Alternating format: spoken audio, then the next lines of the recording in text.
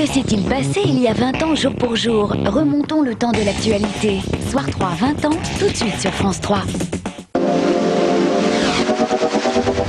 Pendant tout l'été, l'équipe Thalassa vous donne rendez-vous pour partager ses coups de cœur, ses découvertes, ses émotions sur toutes les mers et tous les océans du globe. De l'Australie à la Sibérie, de la Chine au Mexique, du Japon au Sénégal. Embarquez avec nous pour le plus beau de tous les voyages. Le voyage autour de la mer, c'est vendredi à 20h50 dans Thalassa, sur France 3.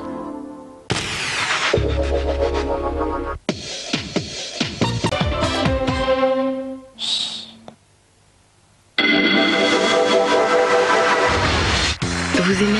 Oui. Nous aussi. J'ai pris trop d'élan pour que je fasse un autre tour. Ah, d'accord, moi. C'est vrai, et c'est pas très intello.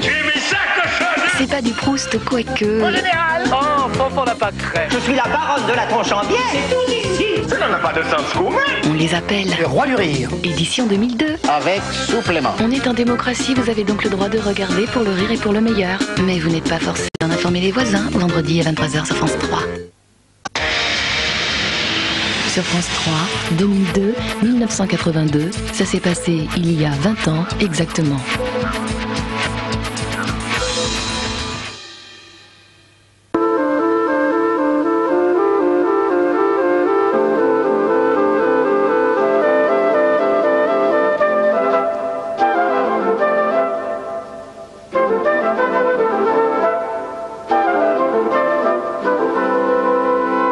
À Mulhouse, ouverture aujourd'hui du Musée national de l'automobile. Et puis football, France-Pologne, 3 pour la Pologne, 2 pour la France. Maintenant, Daniel Leclerc, c'est tout à fait terminé.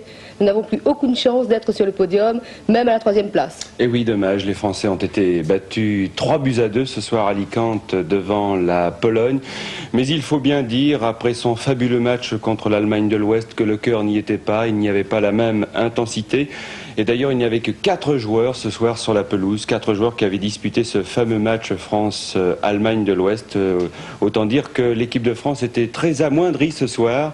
La France termine donc 4e et la Pologne 3e, comme en 1974. Je vous propose de voir les meilleurs moments de ce match France-Pologne. La Pologne qui retrouve donc le podium comme en 1974. Première action dangereuse pour les Français. Soler donne à droite pour Jean Tigana et bon tir du pied gauche. Linarzik ne peut que repousser. 13e minute, belle combinaison française avec au départ Bruno Bellone, Tigana puis Girard et de 30 mètres, le Bordelais ouvre le score. C'est le 2e but encaissé par Linarzik depuis le début de ce mondial. Au ralenti, on apprécie la belle frappe de René Girard et le ballon qui frappe l'intérieur du poteau avant de pénétrer dans les filets. Les Polonais sont bien près d'égaliser sur cette action. Contre-attaque avec à l'arrivée Boniek, le ballon s'écrase sur le poteau. Beaucoup de chance pour les Français. Et le ralenti nous montre mieux ce tir de Boniek qui s'écrase sur le poteau. Zarmach laisse échapper le ballon qui revient dans les bras de Castaneda. Toutefois, les Polonais égalisent juste avant la mi-temps. Boniek donne sur la gauche à Zarmach. Tir croisé, c'est l'égalisation. Un but partout. Au ralenti, un ballon piqué de Boniek pour Zarmach qui trompe Castaneda avec la complicité du poteau. Dernière seconde avant la pause, corner de Kupčević, coup de tête de Majewski et 2-1 pour la Pologne à la mi-temps. La Pologne marque un 3e but dès la reprise par Kupčević et on se retrouve à la 73e minute. La France réduit le score par Couriol sur une belle ouverture de Jean Tigana. 3-2 pour la Pologne.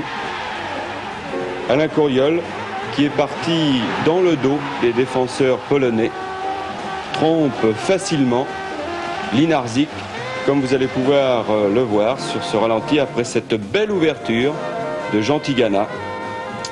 Et puis, comme devant l'Allemagne de l'Ouest, Manuel Amoros en fin de match place un tir de 30 mètres, mais cette fois le gardien est sur la trajectoire. En tout cas, la France quitte la Coupe du Monde la tête haute.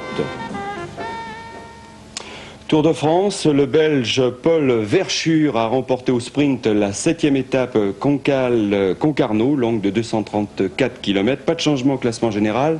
L'Australien Phil Anderson est toujours maillot jaune.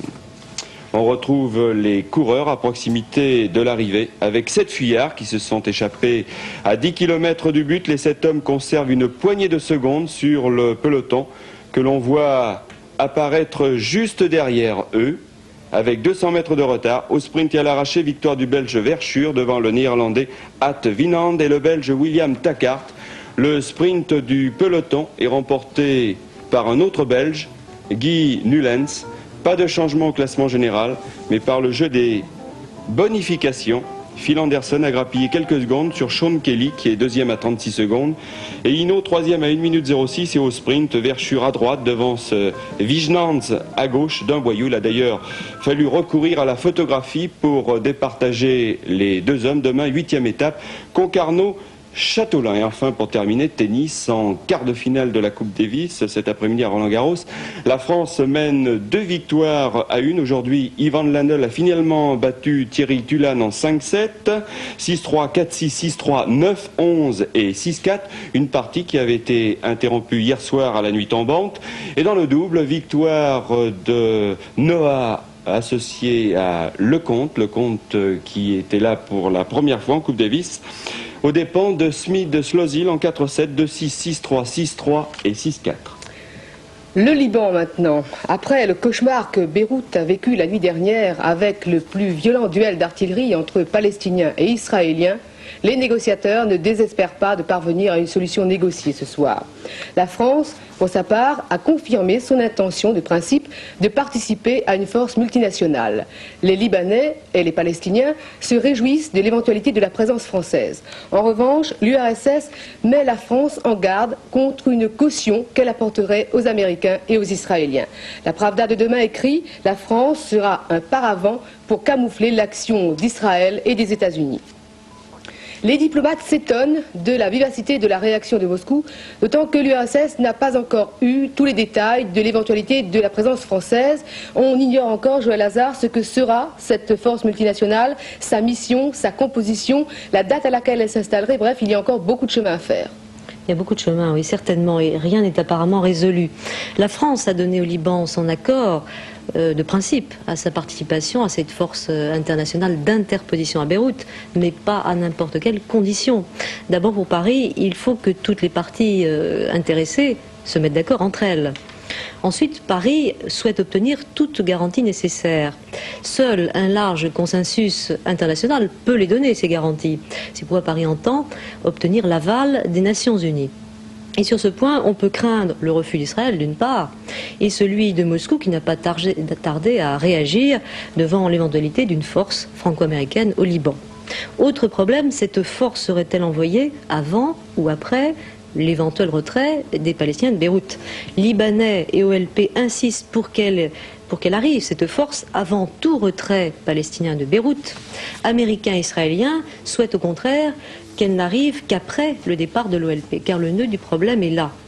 Tant qu'Israël maintient sous la menace de ses canons la capitale libanaise, les Palestiniens restent otages des décisions de Jérusalem. Ils ne peuvent que capituler complètement.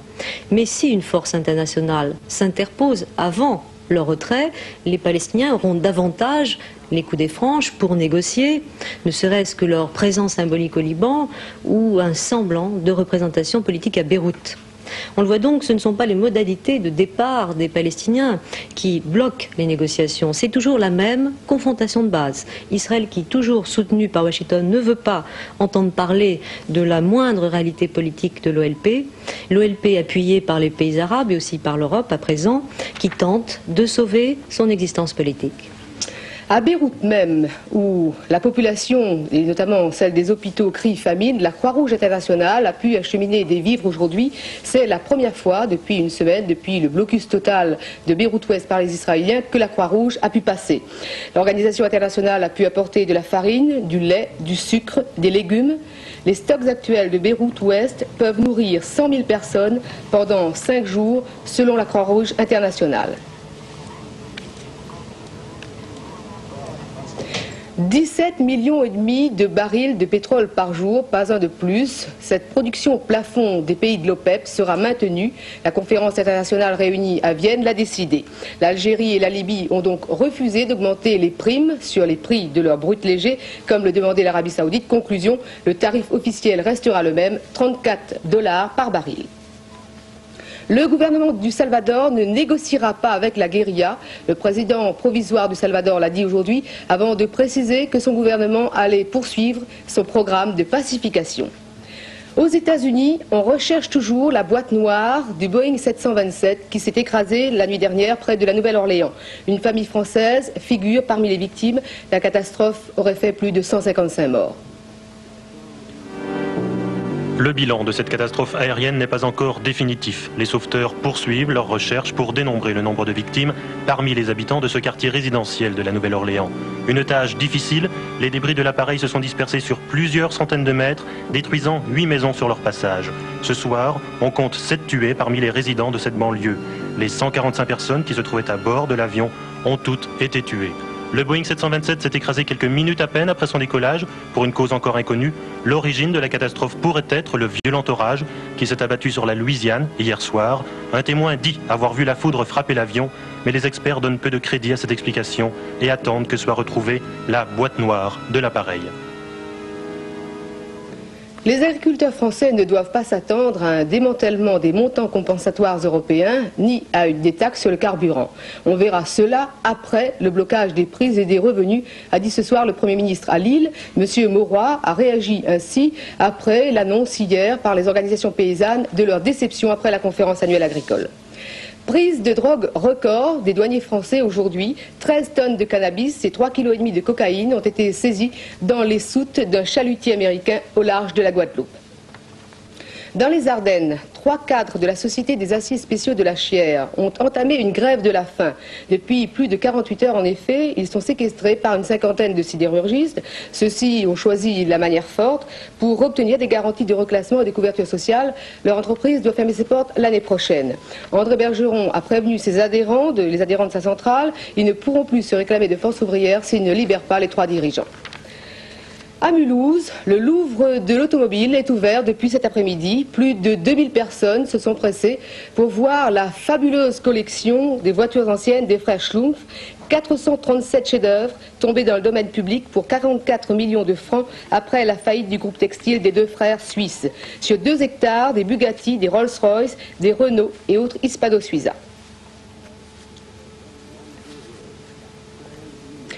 Mémoire d'un regard, publié chez Hachette. C'est le titre du livre de Joris Evans, l'un des grands maîtres du film documentaire et du cinéma de témoignage. Joris Evans, ami de Chou Enlai et de Mao Tse-tung, a été le seul cinéaste à pouvoir filmer l'importance, l'immense métamorphose de la Chine.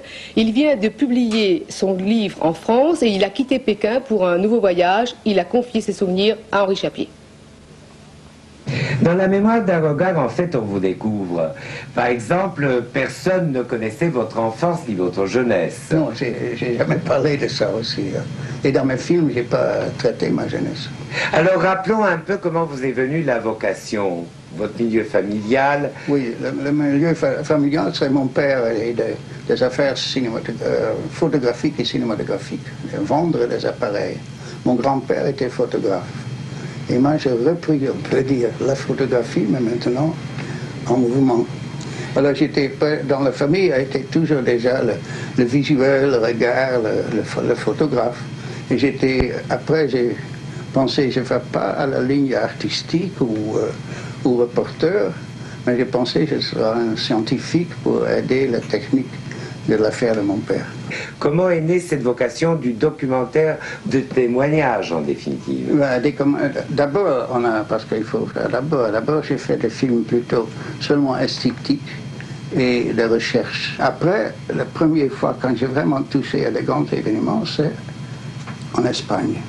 Dans le grand mouvement antifasciste, j'étais là avec Hemingway et on a fait un film qui s'appelle Terre d'Espagne. Et ça, c'est vraiment, là, je me mis dans les événements et j'ai vu après que la télévision n'est pas encore là à ce moment. Hein. Mais j'ai vu que les grands événements sont seulement exprimé par le reportage. Et j'ai vu que c'est assez, pas assez. Que c'est la surface, l'authenticité, c'est qui et quand et exactement, mais pas le pourquoi et le côté humain. Alors j'ai fait des films maintenant. J'ai décidé pour faire les grands événements après l'Espagne, hein, les grands événements de l'histoire de notre siècle et le suivre avec une vérité profonde. Alors pas l'actualité, pas le reportage immédiat, mais une chose plus profonde. Pourquoi les gens font liberté, la lutte pour la liberté, ou pourquoi ils ont dans leur développement de pays, pourquoi c'est le côté humain. Le temps, demain matin, des brumes et des nuages dans l'ouest et le nord. Ailleurs, beau temps. Dans la matinée, tendance orageuse dans l'ouest et le nord. Il fera encore très chaud jusqu'à 35 degrés dans le midi et l'Alsace. Merci, à demain.